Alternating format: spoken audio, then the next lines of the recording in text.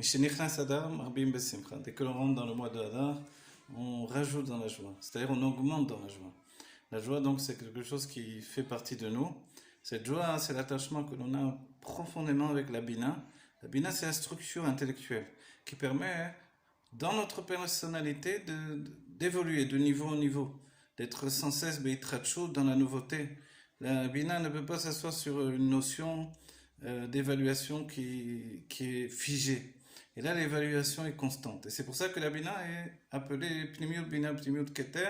Elle est considérée comme étant enracinée dans le Keter. Son intériorité, c'est le Keter. Et le Keter en question, c'est Atik.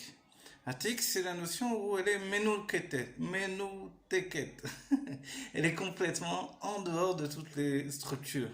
C'est-à-dire que la structure d'enfermement, ce n'est pas dans la Bina. Et la Bina, c'est pour ça, c'est elle qui nous délivre en Égypte.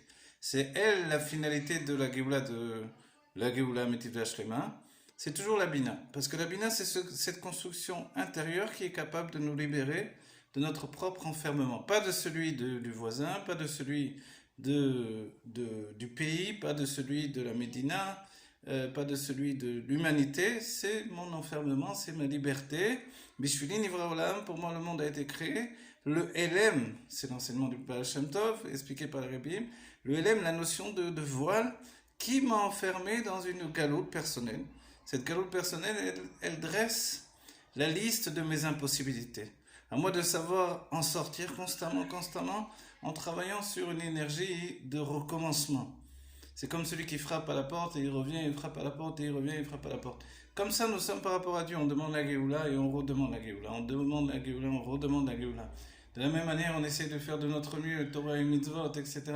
Et on est comme un soldat sur le champ de guerre. On tombe à la bataille et on se relève. On tombe et on se relève, on tombe et on se relève. On est malade, on est affaibli, on est désespéré et on se remet en marche pour une nouvelle année, pour une nouvelle journée, pour une nouvelle heure, pour une nouvelle minute de combat recommencé, de réussite.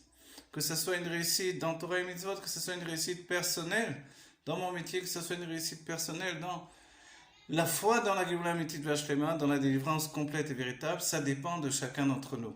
Alors, Mishenichnas Adar, Marbim Besimcha, on augmente dans la joie. L'enseignement, c'est qu'on est déjà dans la joie et que l'on puisse augmenter dans cette joie. C'est un souhait que l'on a pour tous, pour chacun d'entre nous, pour Im Sameach.